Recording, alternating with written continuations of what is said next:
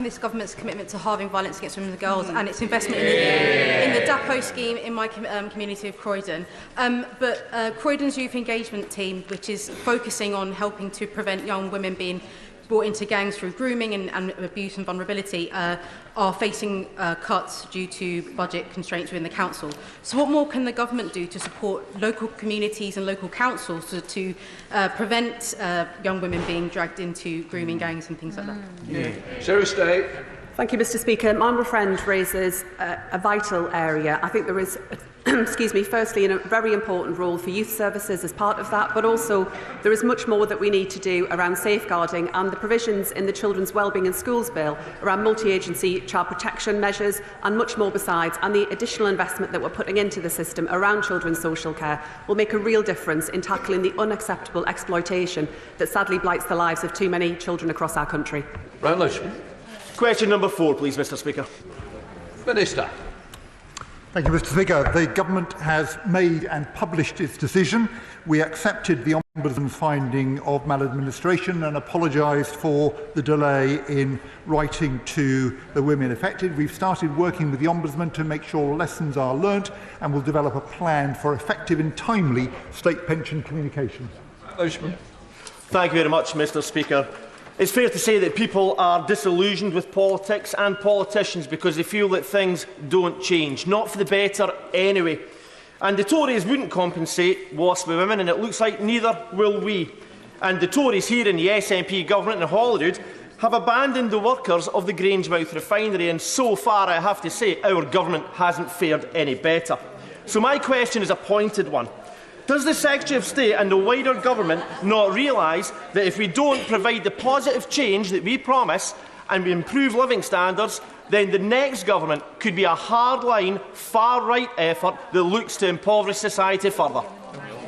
Minister. Well, I can reassure my honourable friend we've been elected on a manifesto of change, and change is what we will deliver. We've been working hard on Grangemouth. In the question of WASPI, we don't think compensation is appropriate. The evidence is that 90% of those affected did know there was a change coming out. Of course, we can't now work out who did and who didn't. But amongst those investigated by the Ombudsman, nobody lost financially from not knowing. So we couldn't justify paying out up to 10 billion in compensation. Instead, we're going to work to make sure the problem never happens again. Colin Lockhart. Thank you, Mr. Speaker. Women across this United Kingdom feel let down by this government, and rightly so. What will the Minister do to reassure those women by he needs to put action to his words and support these women who have been wronged for so many years right across this United Kingdom? Well, Mr. Speaker, we are going to work with the Ombudsman to make sure this never happens again. There'll be a detailed report which will be published. We're committed to make sure that in the future sufficient notice is given of any state pension changes, and we're going to develop a communication strategy using the most up-to-date methods for state pension. For example, the Check Your State Pension Service does give a forecast, including telling you when you can take your state pension. Mary Glendon. Number 5, please, Mr. Speaker. Minister. Thank you, Mr. Speaker. This government is steadfast in its commitment to protecting single-sex spaces and committed to ensuring that services feel confident in providing them with better guidance. The AHRC will publish the revised code once it's finalised the draft and it has been approved by ministers. That follows the AHRC's consultation, which has now closed. Mary Glendon. Thank you, Mr. Speaker. The Government has recognised there is confusion or lack of awareness about the Equality Act single-sex exceptions and how to apply them in practice. So does the Minister agree that the updated AHRC statutory code is needed as soon as possible to make it explicitly clear that the Act provides for single-sex services for biological women? Thank you, Mr. Speaker. It is vitally important that service providers have clear guidance about the Equality Act. The AHRC has already published non-statutory guidance on the legislation for separate and single-sex service providers, and the new government has also acted to underline that single-sex refuges, for example, are fully legally compliant, as I emphasised when I visited such a refuge in September. Thank you. Ms Jarvis. Number 6, please, Mr. Speaker. Minister. Thank you, Mr. Speaker, and with your permission I will group this question with question 13. I'm not sure that Mr. Speaker would allow me to go into quite the level of detail about the amount of discussions I have with the Home Secretary about this issue. It would take hours because it is every single day. But this weekend the government announced that we will be spending £13.1 million of funding to create a national policing centre for violence against women and girls and public protection, and that is due to launch in April. Liz Jarvis. Mr. Speaker, according to the National Audit Office's report published on Friday, the epidemic of violence against women and girls is getting worse, and current prevention activities have largely focused on reducing reoffending rather than preventing initial offences. In Hampshire and the Isle of Wight, which includes my constituency of Eastleigh, there were 39,221 domestic abuse incidents and crimes recorded from April 2023 to March 2024.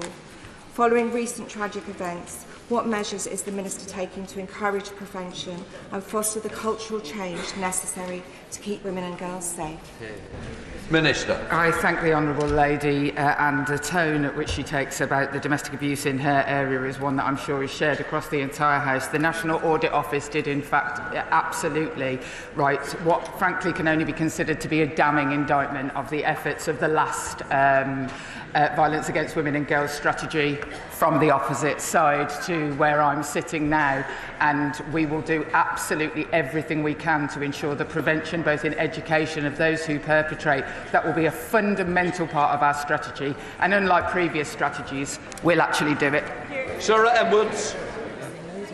Speaker, many women fear violence and assault on nights out, even more so when alcohol is involved and it's dark.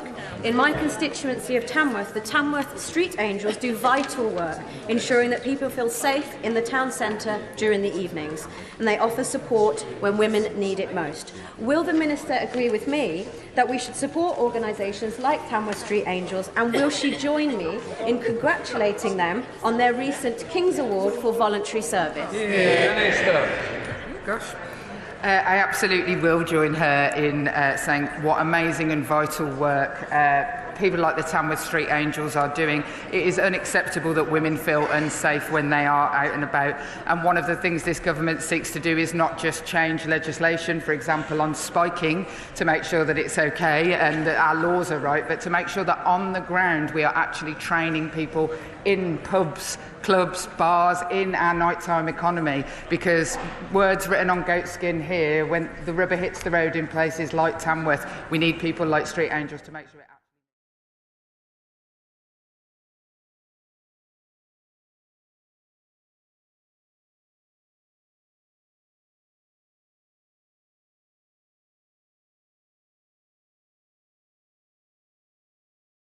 Seven hills in it, or 6 or 7 hills. I was slightly blindsided by that.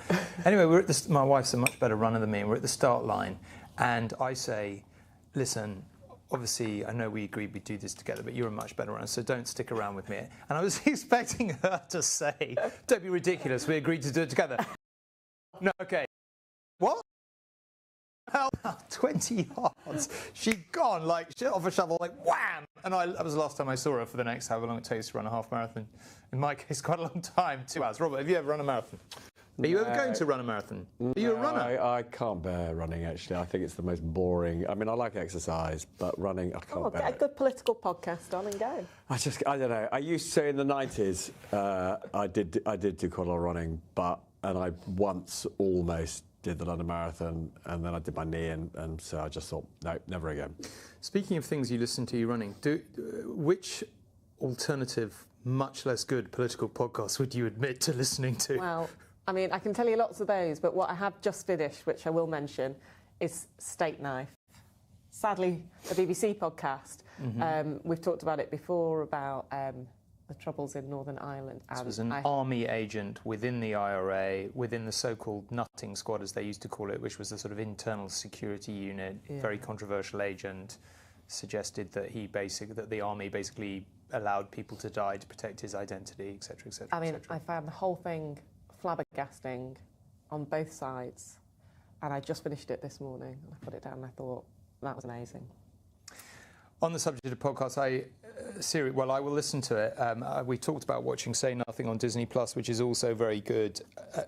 I really would recommend The Trapped, which was Hewitt's podcast. Brilliant. And if you're listening to this and you haven't listened to that, I really, really would recommend it. It's so gripping. I just found it so gripping. I mean, moving, enraging, frankly, but incredibly gripping. You're there with Dan as he discovers the absolutely horrifying state of housing in this country. But I just thought it was a brilliantly paced story. It was just a really wonderful piece of storytelling, and it really took. You might think, how can you make a whatever it is 8-part series on 10-part series or whatever it is on housing? You'll lose the way halfway through. But I really felt like you didn't. You were with him every step of the way, and it was really, really good. Anyway, look, we should talk politics, and we'll be taking a trip down memory lane later in the show. Stick around for that. But let's start by talking about the continued rise of reform. Have a listen to this. We really will surprise everybody come that next general election when we win it. This is going to be the biggest historical political change this country has ever seen. Well, the audio was terrible, but the message was clear. Nigel Farage says reform are on course for victory. And of course, we've had an opinion poll out this week that for the first time has put them ahead by 1 point and well within the margin of error. But still, it's a moment to have them ahead in a poll. What do you make? Do you read anything into them being ahead in this first poll, or do you just think it's kind of irrelevant so far from an election? Oh, definitely not irrelevant. I mean, the rise of reform is unbelievably striking. They're getting much more organised in terms of how they translate that into actual seats. There is no reason to think that it wouldn't carry on in that direction. Robert and I have just recently been speaking to some quite senior people in the party who are quite involved in that transformation, and they're very, very serious about it. The one thing I would say is it's all very well getting 30+% in the polls. We have a system, first past the post, that makes it quite hard to translate that into seat wins. They absolutely think that they can do that, and we've seen that the Labour Party in the last election almost appeared to do magic by turning 34% into this unbelievably large majority. But it's going to take something to, jump that next bit of the hoop. The Lib Dems have struggled with it for years and years and years. In 2010, they actually hit 30% in the polls as well. They did incredibly well with young people in 2010. This time they actually did get the same number of seats as proportion, but it's a hard thing. The one thing that is interesting, which I've talked about before, Nigel Farage has studied the Lib Dems to look at how you do that extra jump. And they know that this polling in itself is not enough. If my memory, just come to that in a second. But if my memory serves me correctly, Robert, like when we were at the height of Clegg mania, just after the debate in 2010, wasn't Clegg on 50 points in the polls? And we thought the Lib Dems were 30. His personal ratings probably weren't very high. Yeah, his ratings were high. I mean, look, I think there are a number of reasons why, if you are Labour or the Tories, you have to be concerned about this. I mean, what you would focus on is social media, the extent to which that has transformed the prospects of any insurgent party. Wasn't around, frankly, for Clegg and Clegg mania. And they appear, I mean, I don't think we need to pretend who we met earlier this week. It's this bloke called Zia Yusuf, who is their chairman. And what's interesting about him, he's a Muslim. He made a lot of money from building a tech business, which he sold.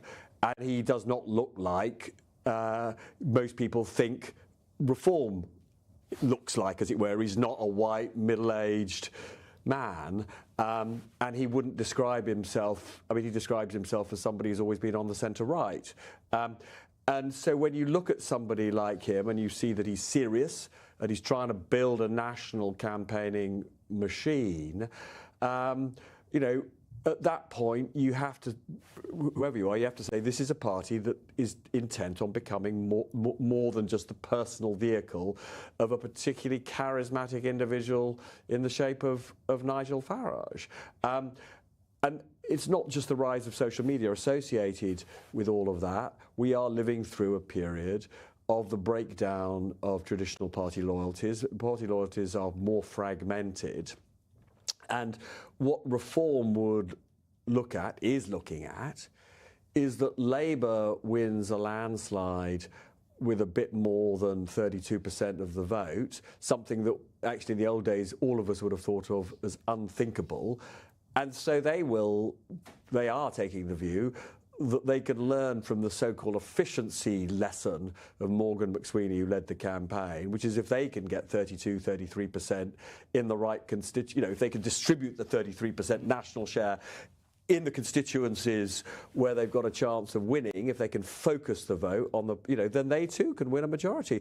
And so it does mean that even if you struggle to see how reform could get more than, let's say, 32, 33% of the national vote, and I think many people would struggle, you cannot assume that at the next election, and they are literally intent on building for the next election, you cannot assume that they'll be humiliated. You have to assume at the moment that they will get a significant number of seats, and they think on the margin they could win. Even some of the polls which translate into seats think they can get 200 plus now. But the efficiency thing is difficult, and it requires a party like Labour having a huge base across the country. So reform has to build that base in not much time. But, I was with a cabinet member yesterday. They don't think we're definitely going to win in 2029. They think, not just because of the rise of reform, but because of this volatility question. Voters don't act like they used to act.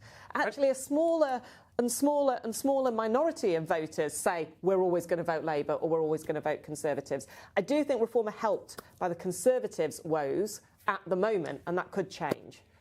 OK, let's go and hear what the Prime Minister has to say. Thank you, Mr. Speaker. I know the whole House will be appalled by the death of a young boy in Sheffield on Monday. Our hearts go out to his family and his loved ones. Knife crime blights our communities, and we redouble every step to ensure that young people are kept safe. Mr. Speaker, on Monday I met other European leaders in Brussels to discuss vitally important focus on security and defence in a volatile world. I'm determined to reduce barriers to trade, make it easier for businesses to do business, and ensuring a better relationship with our European partners delivers for the British people. Mr. Speaker, this morning I had meetings with ministerial colleagues and others in addition to my duties in this House. I shall have further such meetings later today. Dr. Neil Hudson. Thank you, Mr. Speaker. Sadly, suicide is the biggest killer of young people under 35. Andy Airy, Tim Owen and Mike Palmer are the three dads walking. They each tragically lost their precious daughters, Sophie, Emily and Beth, to suicide. And they have campaigned tirelessly for suicide prevention to be included in the school curriculum in an age-appropriate way. We met with the previous Prime Minister Street, and suicide prevention was added to the RSHE curriculum guidance for consultation last year. I know the Prime Minister has met the three dads and supports their campaign, but sadly progress has stalled. Please, would the Prime Minister meet with me and the three dads so that we can finally get this over the line and ultimately save young lives? Minister. Well, can I thank him for steadfastly raising this really important issue, particularly during Children's Mental Health Week. I have met the three dads walking. They're inspirational, their courage is extraordinary, and as the father of young children, I don't know how they're able to campaign in the way that they do. I'm not sure I would be able to do so. So, of course, I can assure him that I will meet them again and push this agenda, really important agenda, forward. Yasmin Qureshi. Thank you, Mr. Speaker. 86% of trains at Kersley Station in my constituency were delayed or cancelled in the past 12 weeks, and this is widespread throughout the Bolton South and Walkden. My constituent Sophie, who commutes from Walkden to Manchester, recently told me almost every day at least one peak time train is cancelled, and when the train finally turns up, it's overcrowded. Recently, she was stranded for hours after constant cancellations because the train crew were unavailable.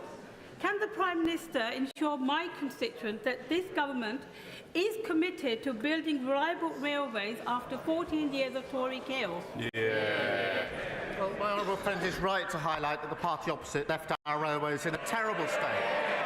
2 years of strikes costing our economy £850 million in lost revenue. You can't grow the economy if you can't run the railways. We will launch Great British Railways to focus relentlessly on passengers and to clamp down on delays and cancellations. And I'm pleased, Mr. Speaker, that Northern have announced the largest ever investment in its fleet to deliver 450 new trains, meaning more comfortable, reliable journeys for her constituents. Leader of the Opposition, Kemi Berdenov. Mr. Speaker, when Labour negotiates, our country loses. Yesterday, we heard the government offered £18 billion for Mauritius to take our territory in the Chagos Islands. This is money that belongs to our children and their children.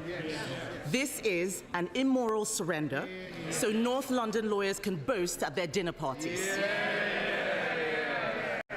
Mr. Speaker, when Labour negotiates, we all lose. Sometimes they don't even bother. Why did the Energy Secretary withdraw government lawyers from defending the case against the eco-nutters who want to obstruct Rosebank's oil and gas fields? Mr. Speaker, let me deal with the serious issue she raises in relation to the Chagos case. This is a military base that is vital to our national security and to national security. A number of years ago, the legal certainty of that base was thrown into doubt. And let me, Mr. Speaker, let me be clear, and I'll pick my words carefully. Without legal certainty, the base cannot operate in practical terms as it should. That is bad for our national security, and it's a gift to our adversaries. Now, some within the party opposite know exactly what I'm talking about. That is why, Mr. Speaker, that is why the last government started negotiations about sovereignty and about securing the long-term use of the base. Mr. Speaker, they were right to do so. That's why the last government conducted 11 of the 13 rounds of those negotiations. And, Mr. Speaker, they were right to do so. That is why this government has completed that process, and we were right to do so. Mr. Speaker, I will set out the details when they're finalised, and it will, of course, be presented to Parliament. But if the Leader of the Opposition is properly briefed on the national security implications when she's asking these questions, which she's perfectly entitled to do, then she knows exactly what I'm talking about in terms of national security and legal certainty. If, on the other hand, she's not properly briefed on the national security implications, she's not doing her job, she's not concerned about national security, and she's not fit to be Prime Minister. Mr. Speaker, how can anyone believe that this man is defending UK interests when he bends the knee to anyone who asks him?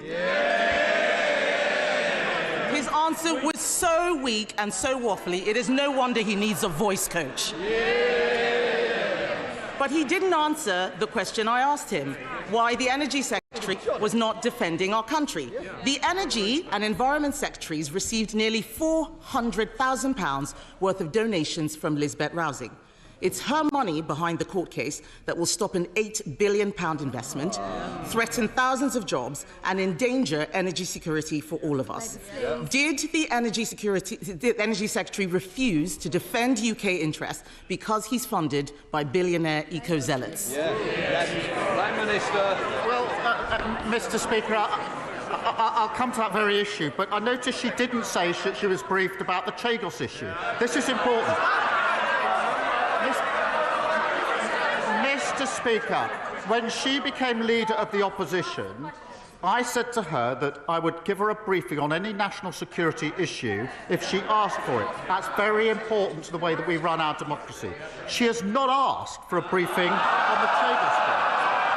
And that's because she's more interested in chasing reform than in national security. In relation to oil and gas, it'll be part of our energy supply for many years to come. We've been absolutely clear about that. But we are going through a transition. It's important because that transition to renewable energy will give us lower bills, energy security, take Putin's foot off our throat, and it's good for the national interest. Mr. Speaker, this is a weak answer because he doesn't know what is going on. Last week, I asked about the employment bill. He didn't know what was going on. We asked about the education bill. He didn't know what was going on. Let me tell him what is going on. Maybe he can answer some questions. Shell has said a one-year delay to Rosebank will cost £350 million and the loss of 1,000 jobs. Yep. Equinor has said a two-year delay to Jackdaw will cost £800 million. Yep. The only benefit I can see is the £400,000 to Labour ministers. Yep. At a time of war in Europe, threatened energy security, increased competition from the US and elsewhere, we should be getting British oil and gas out of the ground. Does the Prime Minister have the guts to take on Labour donors and his Energy Secretary and approve the licence applications when they are resubmitted? Prime Minister. Speaker, she doesn't even want to know what's going on, otherwise she'd have asked for the relevant briefing. She knows the position on Rosebank. She knows the court case that has meant that the licence has got to be reviewed. There's a process that's got to be gone through in the proper way. She understands that, but yet again she's proving all she can do is student politics and playing party politics. Mr. Speaker, I am speaking on behalf of the people of this country. When Labour negotiates, our country loses. When Labour negotiates, our country loses. He's talking about bringing growth and investment. Last week, he lost a £450 million investment from AstraZeneca that we negotiated, Mr. Speaker, and which would have delivered growth immediately. That same day, he also lost the £8 billion oil field investment that would have delivered next year. Business is abandoning the North Sea because of his decisions. What signal does he think he is sending to investors? As she knows, AstraZeneca was a commercial decision. She must understand that. But, Mr. Speaker, all she does is come here every week, carping from the sidelines, talking our country down. We got the highest investment for 19 years. PwC say the second best place to invest in the world. The IMF has upgraded growth. Wages are up. Inflation is down. There's more to do. Reforming planning and regulation. Building new homes. Supporting a runway, the third runway at Heathrow. What unites these? Championed by Labour, opposed by the Tories. Mr. Speaker, it's so hard to believe anything he says. This is a man who needed emergency voice coaching on Christmas Eve. This government is so clueless. It is borrowing £8 billion. It is so clueless. It is borrowing £8 billion for GB Energy, a vanity project that is not great, not British, and does not produce any energy. Its own chairman, Mr. Speaker, admitted it will take 20 years to create just 1,000 jobs. Meanwhile, 200,000 jobs are at stake in our oil and gas sector right now. Does he think that 1,000 jobs in 20 years' time are worth more than the 200,000 jobs we have now? Prime Minister. Again, she clearly hasn't been briefed or doesn't want to be briefed. GB Energy, a publicly owned energy company that will drive the move to renewables. That is not about the number of jobs in HQ. It's about the thousands upon thousands of jobs that will generate to give us energy security, something we didn't have under the last government, take Putin's boot off our throat, something we didn't have under the last government. They lost control of the economy. We're getting it back. He can waffle as long as he likes, Mr. Speaker. But we know that Labour promised to bring energy bills down by £300. Instead, bills are going up. He's freezing pensioners while shovelling money to Mauritius. The Prime Minister isn't just managing decline, Mr. Speaker. He is creating decline. He has the power to grant these licences, open these oil and gas fields, save British jobs, and bring down bills. Why does he find it so hard to do the right thing? Right. she really needs to look into how these licences are granted. Well,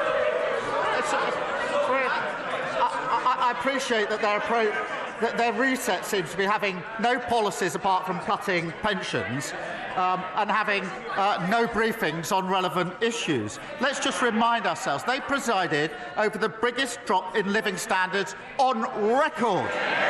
Mortgages went through the roof and they left a £22 billion black hole. And we learned last weekend, Mr. Speaker, that under the last government, £35 billion was lost on benefit fraud and error. Who was at the Treasury at the time, you might ask, Mr. Speaker? The Shadow Business Secretary and the Leader of the Opposition. They want to give lectures. No thanks.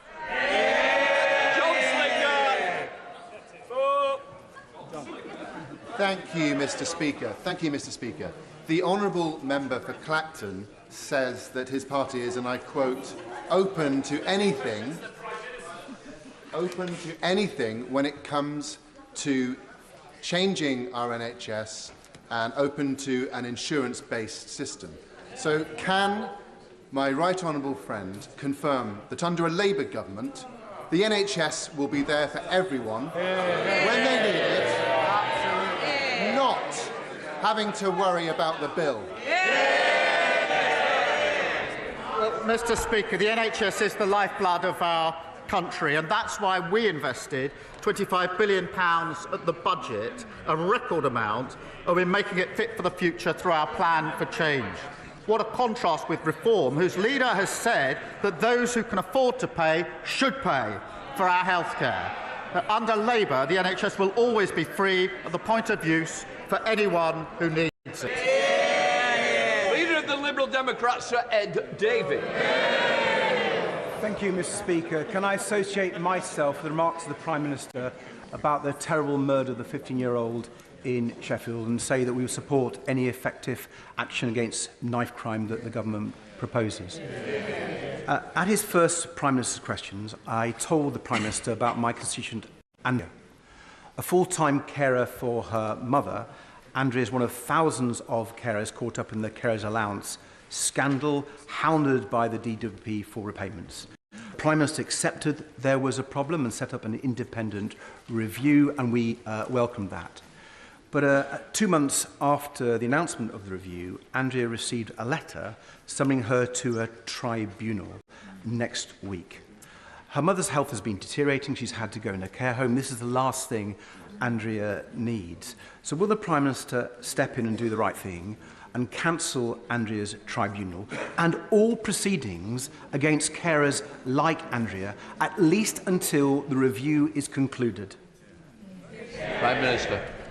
Mr. Speaker, we set up the independent review, and I know he welcomes that and was the right thing to do. I don't know the details of Andrea's case, but I will certainly, if he provides them to me, make sure that we have the details and look into what's happened in her particular case. Sir Ed Davey. I'm grateful for that reply. The Secretary of State for DWP wrote to me and wasn't interested in engaging, so I hope the Prime Minister will. Mr. Speaker, turning to foreign policy now. Last night, many of us were alarmed to hear President Trump speak about forcibly displacing 1.8 million people from Gaza. The Prime Minister has spoken to the President on several occasions now. Does he personally believe that Trump recognises the dangers of statements like this to the fragile ceasefire in Gaza, and indeed to the security of both Palestinians and Israelis? I'm glad that the Foreign Secretary has confirmed that the government's position is still a two-state solution. I think that has support on all sides of the House. But will he reassure the House that this position and our concerns on these dangerous statements from the President will be communicated to the White House directly and firmly? Prime Minister. Well, Mr. Speaker, you raised a very important issue. The most important issue on the ceasefire is obviously sustained. We see it through the phases, and that means that the remaining hostages come out and the aid that's desperately needed gets into Gaza at speed and at the volumes that are needed. I have, from the last few weeks, two images fixed in my mind. The first is the image of Emily Damari reunited with her mother, which I found extremely moving. The second was the image of thousands of Palestinians literally walking through the rubble to try to find their homes and their communities in Gaza. They must be allowed home. They must be allowed to rebuild, and we should be with them in that rebuild on the way to a two-state solution. Patricia Puggs. Thank you, Mr. Speaker. The announcement of a third runway at Heathrow is obviously a massive boost to growth in the economy. Does my right honourable friend agree with me that it is important that the economic boost is spread around the UK? And will he therefore agree to ask the relevant minister to meet with me and other Glasgow MPs and with the Chamber of Commerce to discuss the possibility of a new supply chain hub being created in the city where materials for Heathrow's expansion could be reassembled? Prime Minister. Well, Mr. Speaker, she's right. The new runway at Heathrow can boost economic growth across the whole of the country. It would boost the economy by billions and create over 100,000 jobs across the UK, with 60% of the economic benefits outside London and the South East. It is, Mr. Speaker, good for Scottish passengers and Scottish businesses, particularly Scottish salmon, which is the #1 export passing through Heathrow, worth £970 million over the last 5 years. I'll obviously happily make sure that she gets a meeting with the relevant minister. Nigel Farage. Thank you, Mr. Speaker. If I can assure the honourable member for Rugby that Reform want healthcare to be free at the point of delivery.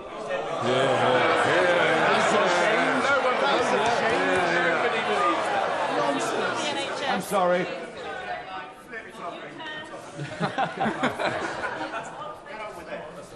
I'm sorry, Mr. Speaker.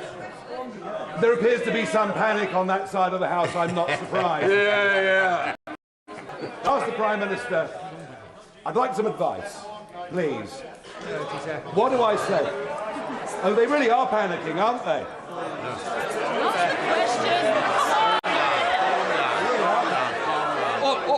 Order. I want to get this question over with. All you're doing is ensure it goes on forever. Quick question.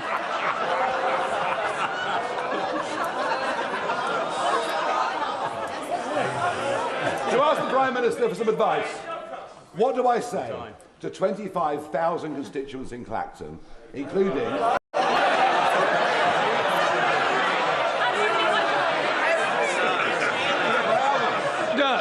Either get on... No, you've got it. No, we're not both standing at the same. Look, I need a quick question, then I can get you the answer. Come on. What do I say, Prime Minister, to 25,000 constituents in Clacton, including 99-year-old Jim O'Dwyer, who flew a full set of missions on Lancaster bombers as tail end Charlie, as they're losing their winter fuel allowance, feeling the pinch, whilst at the same time we're prepared to give away a military base and pay £18 billion for the privilege of doing so. Mr. Speaker, he talks of panic. The only panic is people using the NHS who know that under his policy he wants to charge them for using the NHS. And what he should say to the people of Clacton when he finally finds Clacton is that they should vote Labour because we're stabilising the economy and boosting the Dems. Mr. Speaker, Thank you, Mr. Speaker. Many of my constituents in Folkestone and Hythe are expressing their frustration at the previous Tory government net migration figures, which quadrupled, increasing by nearly 1 million. But unbelievably, the Shadow Foreign Secretary has admitted that her party is proud of their open borders experiment on Britain. So will the Prime Minister explain what he is doing to bring these numbers back under control? Well, I'm grateful to him for raising this because we know that the Leader of the Opposition personally lobbied to remove annual limits on student and work visas. The Shadow Foreign Secretary still thinks they got a great record on immigration, forgetting that they quadrupled immigration, reaching almost 1 million a year. Our Borders Bill will give stronger powers than ever to tackle people smugglers. We've already removed 16,000 people with no right to be here. The question for the opposition is, will they walk into the lobby with us next week to secure our borders? Thank you, Mr. Speaker. After she was kidnapped and shot, Emily Damari was held in captivity by Hamas in UNRWA facilities, confirming many of our fears that UNRWA is riddled with Hamas sympathisers. So, the British people do not want our aid being stolen by Hamas. So will the Prime Minister agree with me that we should stop funding Hamas, follow the example of other nations and divert our aid to other, more trustworthy agencies? Prime Minister. On the question of Emily Damari, I've spoken with Mandy on many occasions, including when she didn't know whether her daughter was alive or not. And just listening to her was to really understand the torture that she went through. I spoke just the other day to Emily herself about the conditions in which she was held, and of course will continue to do so. But to be absolutely clear, and he knows this, we're not funding Hamas. Never will we condemn Hamas, and everybody in this House should condemn Hamas. Sarah Russell. Thank you, Mr. Speaker. 54,000 women a year lose their jobs when they are pregnant or on maternity leave. 1 in 10 HR managers say they would be reluctant to hire a woman whom they thought was might start a family. Law has not solved this. Will the Prime Minister please meet with me, Dad Shift and Pregnant Then Screwed to discuss the ring-fence paid paternity leave that is needed to bring about change? Prime Minister. She raised a very important issue in relation to maternity pay and maternity leave. The Leader of the Opposition thinks that maternity pay is excessive, and that's the difference. We know that workers' rights are pro-growth, and I'm proud that our Employment Rights Bill will introduce parental leave from day one, which means 1.5 million more employees will be entitled to unpaid parental leave and 30,000 more fathers to paternity leave. I'm happy to ensure that she gets the meeting with the relevant minister. Gagan Mahindra. Thank you, Mr. Speaker. I know that, like everyone in the House, the Prime Minister is an honourable member. On that basis, can he repeat his assurances that all rules were followed while the country was in Tier 4 lockdown in December 2020, not just by him, but as his team as well, but also his voice coach, Leona Mellinger? Prime Minister. Mr. Speaker, in December 2020, I was in my office working on the expected Brexit deal. With my team, we had to analyse the deal as it came in at speed, prepare and deliver a live statement at speed on one of the most important issues for our country in recent years. That's what I was doing. What were they doing? Suitcases of booze into Downing Street, partying and fighting, vomiting up the walls, leaving the cleaners to remove red wine stains. That's the difference. I was working, they were partying. Louise Haig. Thank you, Mr. Speaker. I know the whole House will support the Prime Minister's comments and send our thoughts to the family and all those who loved Harvey Wilgoose after his tragic and senseless death on Monday. I support the government's actions to tackle the sale of certain knives online. But before national media attention moves on from yet another tragic death of a young person, I know the Prime Minister will agree with me that in order to tackle the scale of the crisis engulfing too many of our communities, we need a whole system, cross-government approach to tackle the root causes of violence. Will he commit his government to tackling such a national strategy? Prime Minister. This incident was horrific and senseless, and I thank you for raising it. I think the thoughts of the whole House are with the victims' family, friends, and the school community and the wider community who've been impacted by this. We're all grateful to the first responders, the police officers and the medical staff who attended the scene, and it's right that South Yorkshire Police are given the time and space to carry out their investigation. We do need to do everything we can to bear down on knife crime. It is too easy to get knives online. It's too easy to carry knives without proper consequences, and that's why we've made it an absolute priority in government, and I hope it's a cross-party issue to absolutely bear down on knife crime. James McCreary. Thank you, Mr. Speaker. I know the Prime Minister will share my deep concern that families in my constituency of Lewis, particularly those with disabled children, face agonising waits for essential adaptations to council housing. In my inbox, I have cases where delays have left people unable to use a bathroom or even access a kitchen to simply make a cup of tea. Will the Prime Minister meet with me to discuss how we can ensure councils have the funding they need urgently to build and retrofit homes to ensure that all children have the start in life they deserve? Minister. Can I thank him for raising this really important issue for his constituents and actually so many constituents. I'm pleased to confirm that we've put down £69 billion for councils. That's a 6.8% cash terms increase, including up to £3.7 billion in vital additional funding for social care. We've doubled the funding for the Disabled Facilities Grant, an additional £86 million, to allow 7,800 more disabled and elderly people to make improvements that enable more independent lives, and will continue to do so, working across the House. Ruth Snell. Thank you very much, Mr. Speaker. Mr. Speaker, 83 proud pottery workers woke up on Monday morning with no job following the collapse of the 200-year-old Royal Stafford pottery firm. It is a crisis in our ceramics industry. Escalating prices for energy and fake and foreign imports is causing a real problem. So could I ask the Prime Minister if he, through his offices, can arrange for the energy companies to meet with Ceramics UK and the GMB as the voice of the workforce so we can hammer out a new deal? And can he promote, through public procurement, buying British so that proud manufacturing jobs in Stoke will be protected? Minister. Well, I'm grateful to him for raising this really important issue, and it is obviously a question of jobs, but it's also a question of identity and a sense of place. And of course, we'll work with the energy companies, and of course, we'll have the relevant meetings, as he suggests. Colin Miller. Thank you, Mr. Speaker. Agnes lives in my Bicester and Woodstock constituency. In 2019, when she was 9, she was referred by her GP to Child and Adolescent Mental Health Services, CAMS. Agnes has had to wait over 9 years for an assessment for the neurodiversity that has caused her crushing mental health problems. Last year, when Agnes's dad, Jim, sought to accelerate her appointment, he was told that CAMS could not see her or prioritise her appointment, and I quote, unless Agnes is actively trying to kill herself.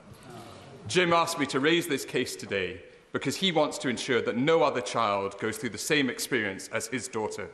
Will the Prime Minister meet with Agnes, Jim and me to hear their story? Minister. Can I thank him for raising this issue in that way, and pass on to Agnes and Jim just how impactful what he has said is, and how important it is that he continues to raise this issue, because far too many children and young people are waiting far too long to receive the mental health support that they need, and we're determined to ensure more children and young people can access high-quality mental health support in a timely manner. Thank you, Mr. Speaker. Thayus. Llandudno is a beautiful seaside town, a wonderful place to visit, but businesses are struggling with the rise in shoplifting.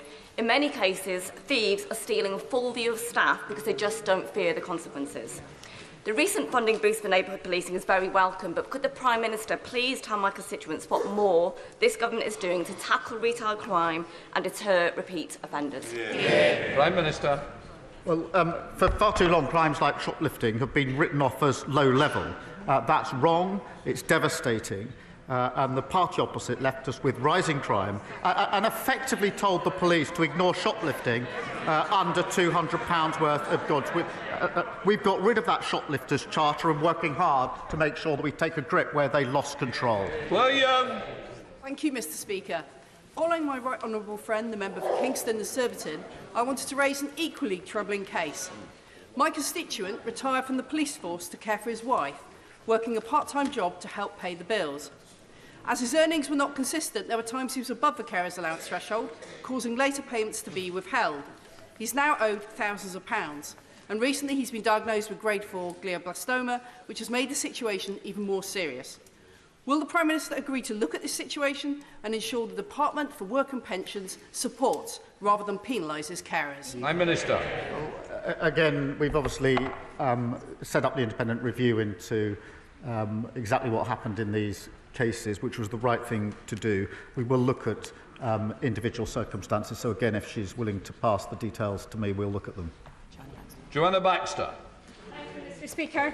Audit Scotland recently exposed the incredible funding crisis facing our councils in Scotland. £759 million of a funding gap. They also reported that the 12 councils that make up the Strathclyde Pension Fund are reducing their employer contributions from 19.3% to 6.5%.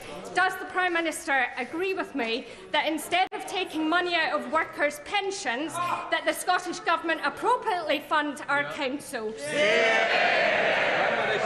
She's absolutely right to point out the failure of the government in Scotland. They don't want to talk about that failure.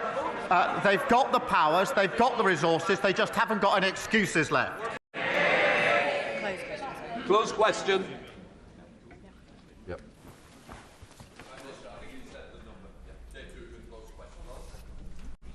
The honourable member asks about visiting Scotland. As he knows, my first visit as a Prime Minister, within days of becoming Prime Minister, was to Scotland, where I met the First Minister. I've also been for the meeting of the Council of Regions and Nations in October, Interpol General Assembly in November, the British Irish Council in Edinburgh in December, and look forward to going again very soon. Dave Duggan.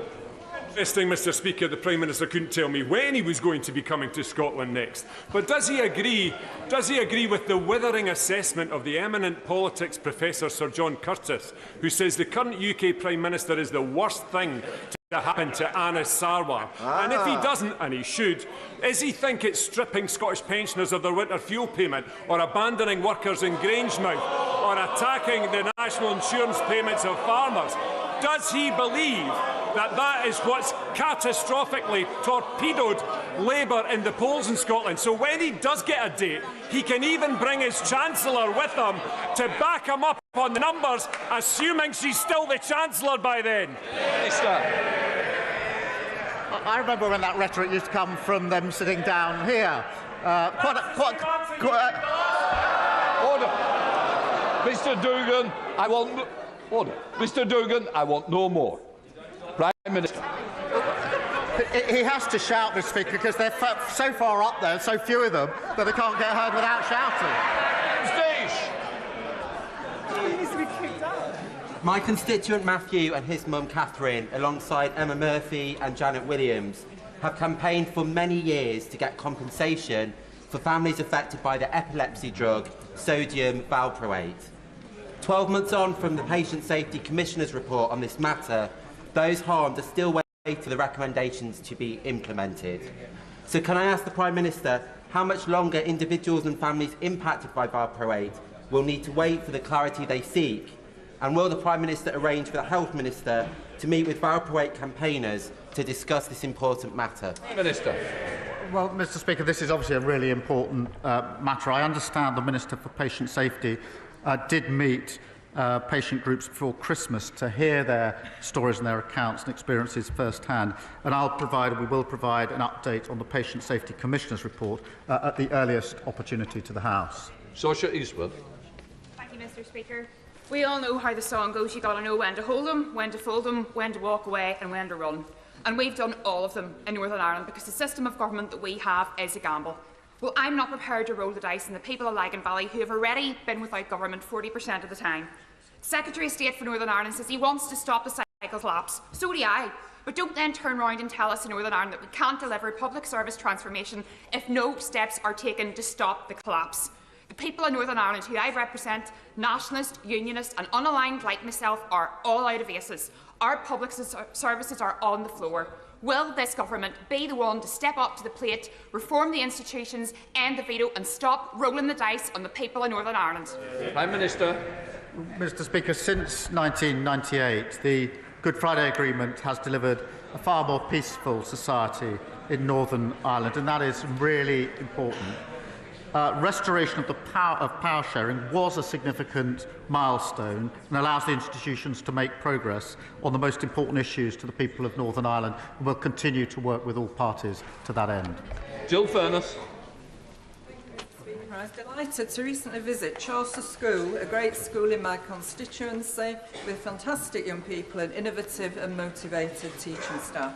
But 14 years of Tory government did not do enough for more than 300,000 children across the country, attending schools that are stuck and kept receiving poor Ofsted judgments. Will the Prime Minister set out how this government will tackle inequality and tear down barriers to opportunity through our plan for change?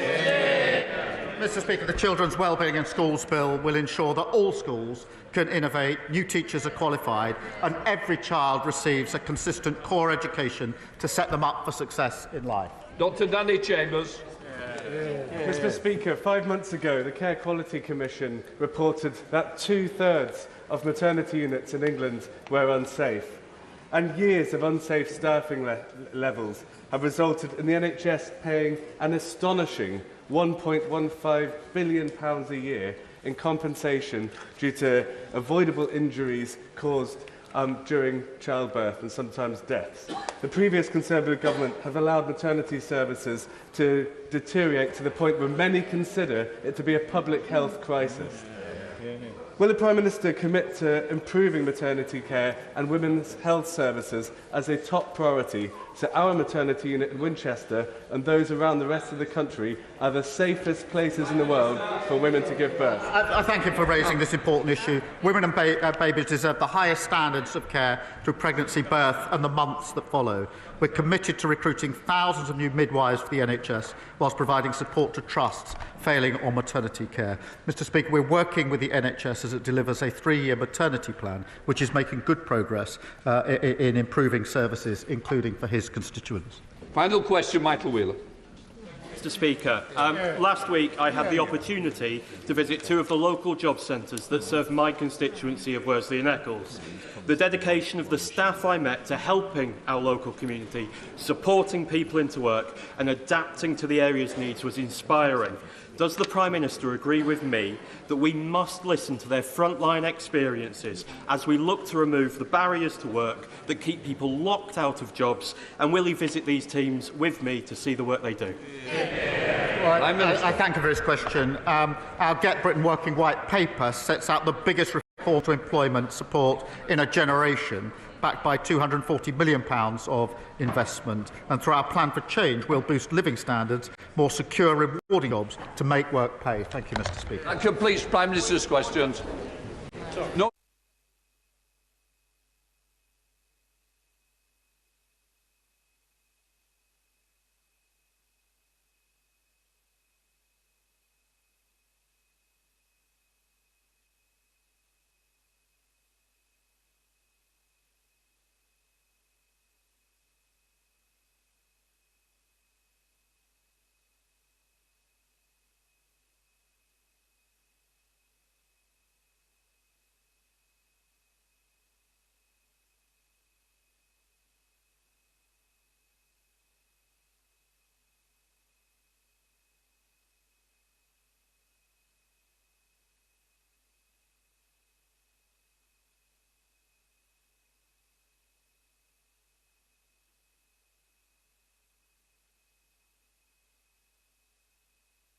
Right, we now come to the urgent question.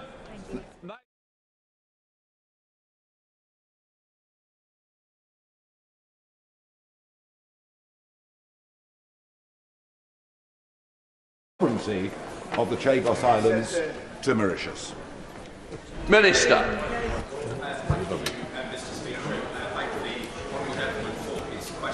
As we and Mauritius have repeatedly said, including in joint statements on the 20th of December and on the 13th of January, both sides remain committed to concluding a deal on the future of the Chagos Archipelago, which protects the long-term effective operation of the UK-US base on Diego Garcia, and securing the long-term future of the space has and remains our primary objective throughout this process.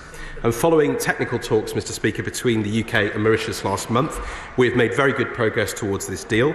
Both sides have agreed that, given the importance of the base to the United States, as well as ourselves, it is right that the new US administration has the chance to consider the full agreement properly, which I discussed with the Honourable Gentleman in the debate yesterday in Westminster Hall.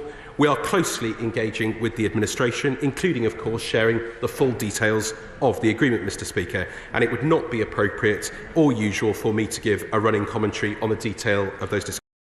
discussions or the agreement. Parliament will have the opportunity, as I've said on a number of occasions, Mr Speaker, to scrutinise the deal in the usual way, and following signature, the Government will bring forward a bill to enable implementation of the treaty.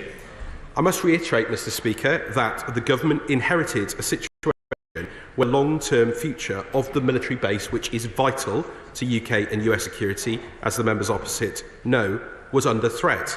The previous government recognised this, Mr Speaker, and that is why they began negotiations in 2022 and held 11 rounds of negotiations. This government has secured a deal that protects the base for at least the next 99 years, which can be extended, and this means the UK and the US will be able to operate the base unchanged well into the next century. There will be clear commitments, Mr Speaker, in the treaty for robust security arrangements, including preventing the presence of foreign security forces on the outer islands and ensuring the base can continue to operate securely whatsoever and effectively. That you would further displace Palestinian people. You would rebuild Gaza, and then you would want people to be able to go back to their homes. And what Donald Trump is saying, the one thing that I'm confused about is, I said to somebody in government, doesn't this derail potentially the ceasefire?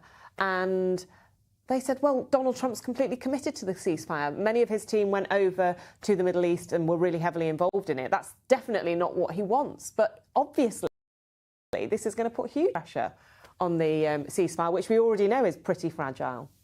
Well, I'll come back to the ceasefire in a minute. I mean, you know, you've got to make a judgment about, you know, the condition of Hamas at the moment, because it's, you know, at the moment it's definitely not in Israel's interest to break the ceasefire when they've got an American president basically saying, you know, your ambitions to have a greater Israel is something that we support. I mean, it's one, you know, the press conference was one of the most shocking press conferences, certainly by any Western leader that I've ever watched. You have to take it seriously because, you know, you'll remember in the first term, you know, many people say that he didn't achieve that much of the radical stuff that he'd promised in the first term, but he did recognise Jerusalem against all international opinion as the capital of Israel. He did recognise Israel's legal, claim over the Golan Heights. He has an enormous amount of history here. Some would say on the more positive side, it was him who drove through the initial phase of the Abraham Accords, where there were essentially peace deals with the UAE, not yet with Saudi, which is obviously the big prize. Which he'd have to give up if he really went through with this. Well, I mean, Saudi has come out already. I mean, you say there's been international condemnation. There hasn't been condemnation by the UK yet. But anyway, Saudi has condemned this plan. And you know, you have to sort of, I mean, look, the practicalities are enormously challenging. He wants to relocate hundreds of thousands of Palestinians to Jordan and Egypt. Jordan and Egypt are saying there's no possibility of us doing that. So you've got to ask yourself quite how he intends to move all these Palestinians. He equally claims that it will not be forced removal. But what is he going to do? Is America? Well, he kept referring to the enormous wealth of the surrounding countries, in particular Saudi. But, you know, can you conceive of a situation where Saudi is going to chuck a ton of money at relocating these people? What you could conceive of a situation is that the war breaks out again, and the Israelis, now with Trump in the White House and now with whatever Netanyahu and Trump have privately discussed, decide to effectively clear out Gaza of Hamas, in inverted commas, as they might. But where do you clear them out? Well, you push them into Egypt. You push them. I mean, like that's what they moved them around last time, didn't they? They were enormous, you know, movements of the population all over the place. But the point Robert's making is really important. Egypt and Jordan have said no, they're not going to allow that. So, but what are they going to do if they're forced over the border or they're forced into a camp on the border? I mean, this is diabolical stuff. I'm not trying to pretend it isn't. of Palestinians who have been displaced. Of course. Huge numbers in Jordan in particular.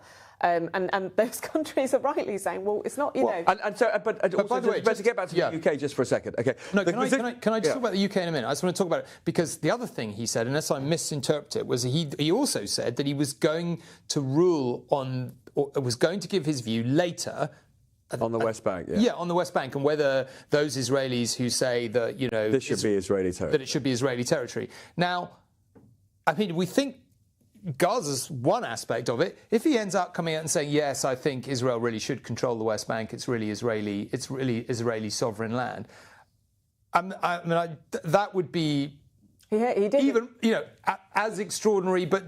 He did immediately lift sanctions on... you know, action by those in the settlement. He did. I mean, one of the very first things he did. I mean, Biden, like the UK, actually did impose sanctions on the more extremist of the settlers in the West Bank, and Trump has removed those sanctions. We haven't yet, but you know, all the signals are that he will back the ambition of the far right in Israel to take control of the West Bank as well. And you know, this is, I mean, sorry to raise the UK, but you know, this is stuff that absolutely, people say that, you know, Keir Starmer doesn't stand for anything and he's got sort of contradictory views on lots of different things. And you know, there's a fair amount in that, particularly when it comes to generating growth in the economic programme. But the one thing we know he stands for, more than anything else, is the international rule of law. You know, it's characterised his entire life. So can he really, you know, basically react to this by simply trotting out platitudes like we believe in the two-state solution and the international rule of law without directly confronting the American president, and essentially trying to build a coalition of opposition? But I wanted to ask about that, but I actually wanted to ask a bigger question around it, which is what we appear to be looking at in Gaza, what we appear to be talking about in Gaza is unquestionably the ethnic cleansing of an entire people of 1.8 million who are going to be forcibly removed from their homes and forced to give up their land. I mean, that's just an invasion by any other term.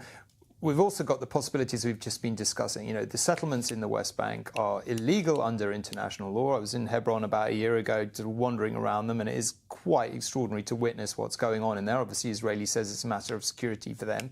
But the idea of effectively Donald Trump legitimising extremist Israelis' claims to that land would be another huge transgressive step. So my question is really, is the America that we have known all of our adult lifetimes just gone? And is the British government and Keir Starmer going to have to accept that in our eyes there really isn't that much difference between a Russia and a China and America?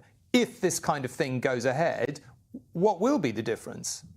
And how do we as a country respond to that? I mean, look, you raise the question of the moment. I mean, there is. I was talking to a very respected British official the other day, and this person said it's now increasingly clear that Donald Trump is you've got to understand Donald Trump as the equivalent of a mafia boss. Right? And you've got a mafia boss in Putin, and arguably you've got a mafia boss in Xi Jinping.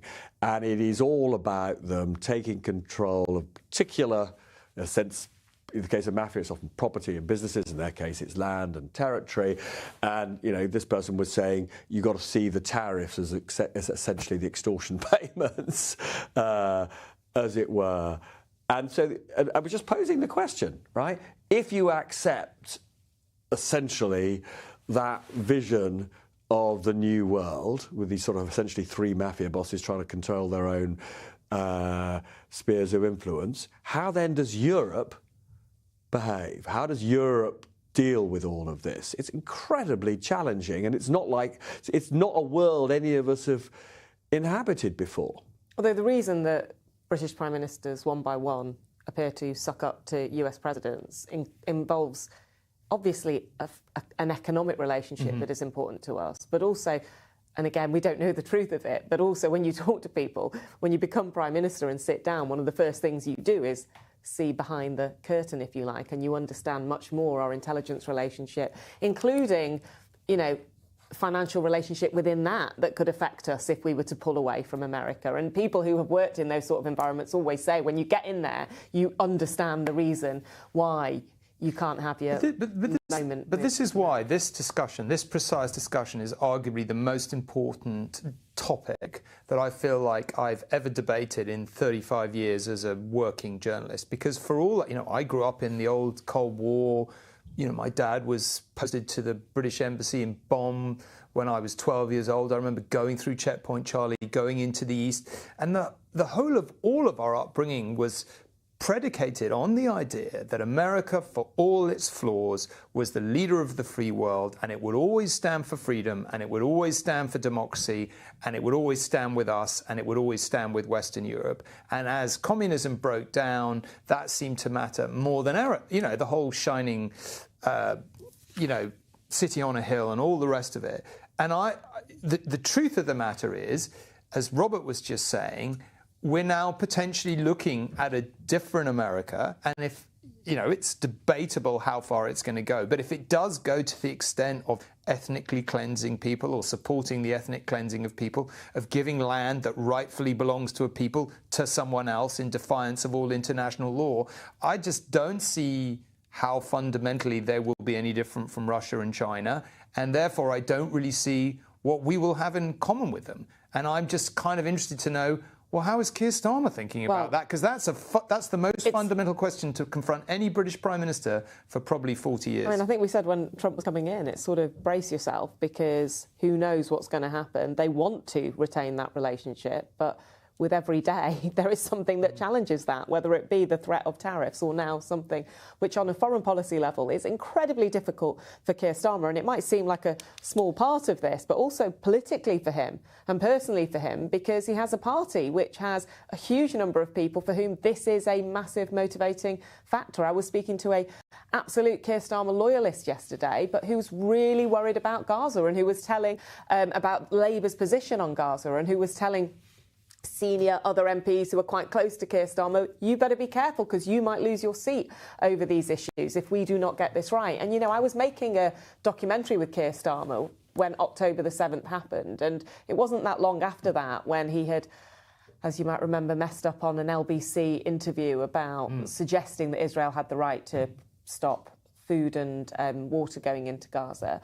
And I, you know, I spoke to him a lot over that period. And what I think the conclusion he had come to through that period was, you have to be so careful with everything you say on this. So what they're not going to do is suddenly come out with something big today, but they will be absolutely consumed with conversations behind the scenes about how you handle this. I mean, look, for some weeks, you know, I've been saying that Starmer's position, which he repeated only, I think, yesterday, or was it the day before, at that NATO press conference, which is that we don't have to choose between Europe and America. He trots it out repeatedly, and he said it again just the other day.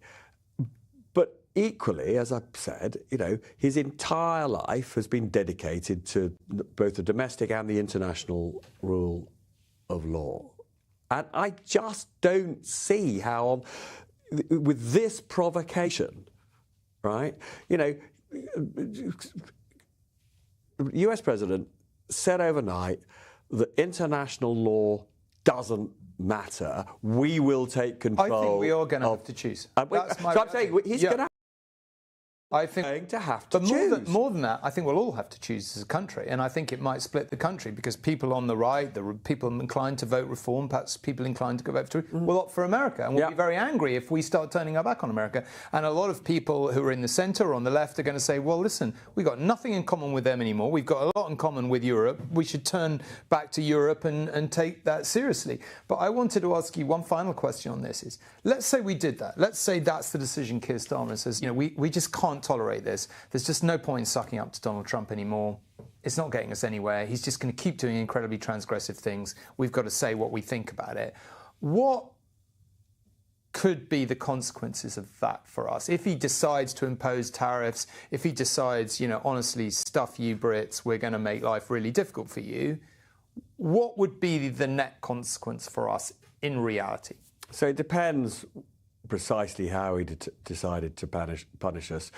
If it was simply tariffs on physical exports, it's a pain in the arse, but we could cope with it. Our big trade with America is through services, it's legal services, it's consultancy, it's banking. If for whatever reason he decided to try and hurt us in that way, that would be more serious. I mean, all I would say is we do have leverage. The most extraordinary thing about Donald Trump is apparently how much he absolutely loves the royal family. I mean, it's a real thing, right? He definitely wants this blooming state visit. He wants to go to Buckingham Palace. He wants to hobnob with the king. And so, I know this sounds mad, but he is, he is an emperor, right? He's not a classic Democrat, and he wants, but even the mafia bosses, he wants to be taken seriously. He wants to be feted, and so it's weirdly, and I almost sound mad saying this, right? But you've got to try and think to yourself, why hasn't he, given what Musk says about Keir Starmer, given what Donald Trump knows are Starmer's values, why is he, relatively speaking, being nice? It's all about the about the state visit. You wouldn't want to be the King and Prince William if he comes here on a state visit, having to work out what to say to him in private about all this. That's why we pay them, right? Yeah, but you know how you just said, in this country there's a divide, those on the right want the relationship with the US, those on the left may prefer a relationship with the EU. Worth saying that Keir Starmer's heart is almost certainly in turning towards the EU. We know that he found it catastrophic. He was really, really, really upset when we left the EU. He's thinking much more practically now, I guess. And he is trying in his own way to tip a little bit more towards the EU. But in America, the opposite is true, right? We all remember when Barack Obama came here during the EU referendum and basically said that if we left the EU, we'd be at the back of the queue for a trade deal. On the left in America, where we remain. But on the left in America, there is that relationship with the EU as much as there is with the UK. On the right in America, the relationship with the UK is incredibly important. And so, to some extent, the politics that Donald Trump comes from will make him want to retain that individual relationship with the UK separately to the EU. And the other thing that all British diplomats know is Trump will not be forever. I mean, unless you genuinely believe he's going to subvert, the rule that says you can't be president. But Trump's more than America twice. might be forever. That's what that is the one thing I left the inauguration with. Last time when Trump won, there was this palpable sense of people thinking, well, it's 4 years and then life will get back to normal. The point I left America with this time was very clear in my head, which is that I don't think America's ever going back to how it was before. I think this change might be permanent because I think the right will permanently change and I don't think it's going to reverse. But anyway, look, more to discuss. Much more to discuss. Let's change the tone for a moment. There is one final thing we want to talk about before the end of the show. But before we do, have a quick listen to these three people.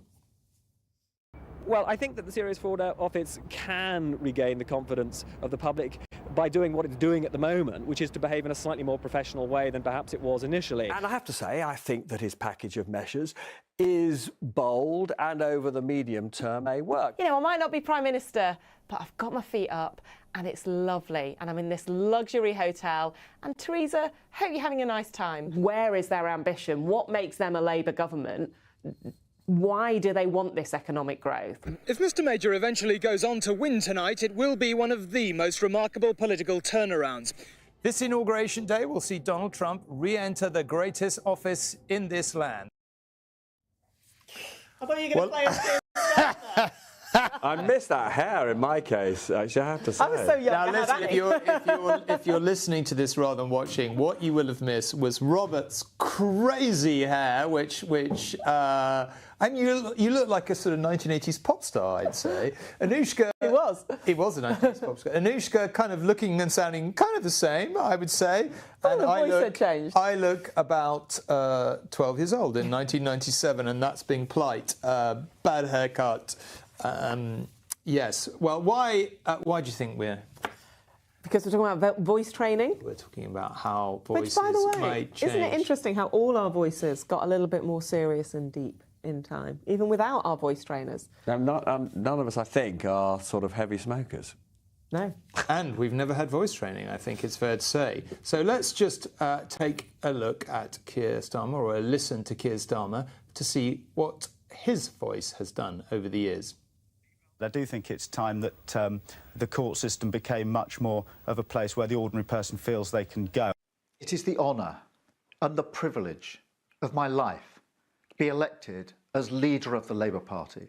This must now be a moment to think again about the country we want to be. I don't think it's changed that much. No. So, I don't know. How much did he spend on the voice trainer? I think my voice might have changed the most, actually, possibly, from very bad to only slightly less bad. What do you make of this whole story about the voice coach, and why did he have a voice coach? Did he need a voice coach? Has his voice chosen? And then we'll talk about the so-called lockdown breaking rules. I mean, just on the should you have one, do you have one? I mean, look, as a politician, everything you're doing is very public-facing. It really matters what people think of you. If there are things that you need to do to make people think of you better, I don't think that is unreasonable. I mean, obviously, who pays for it is quite interesting, which is why he got in trouble with all his free suits, which was part of the same idea. How do you make him look better? And actually, the middle one of those clips, which I think was when he first became leader of the Labour Party, he had a problem with his voice in that. You know, he was pretty speaking, robotic to begin with as well. Very much so. That of course, he's not robotic at all these days.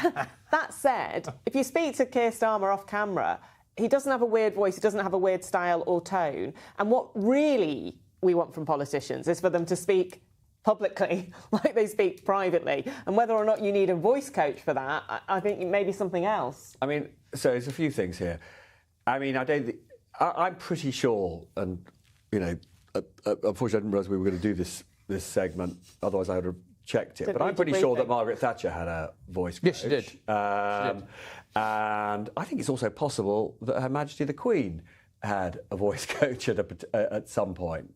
Certainly her voice changed massively over the course of her life. So I don't think there's anything unusual about people in public life having voice coaches. I mean, this story came up largely because there was a question about whether he should have had the coaching, you know, during a period when there was lockdown, when there was COVID lockdown, you know, in effect, whether or not this was an appropriate work meeting and whether they were both really key workers. Because she travelled from Brighton to London at a time when London was in Tier 4, Brighton was not, on Christmas Eve, and is a voice coach a key worker? That was her claim. And the Tories are trying to now make waves on it, and we did have a question in PMQs. Well, I think it was raised twice in PMQs, and actually, and Kemi not into it. I mean, my own view is the politics of it are terrible for the Tories, because all that it does, I think, when they raise it, is remind people of the parties in Downing Street and the fact that two Tory prime ministers, you know, were found guilty and breaking the rules and fined. And so, I mean, look, I think it's perfectly reasonable for people to know the truth of what happened on this occasion. I suspect that because he is so meticulous, that he won't have broken the rules. It is. You know, some people won't. I just think, is the moment now. The Tories are pushing it hard. Richard Holden's pushing it hard, who's the same MP who pushed it hard about whether or not Beergate was against the law when Keir Starmer had a beer in a Durham constituency office. I think that's the right place anyway, when it was during the Hartlepool by-election. And given that went so badly wrong for the Conservatives, because Labour obviously, you know, both he and Angela Rayner said that they would quit if they got a police fine, and they didn't get a police fine. I do think it's a little bit bit weird that they're bringing it up now.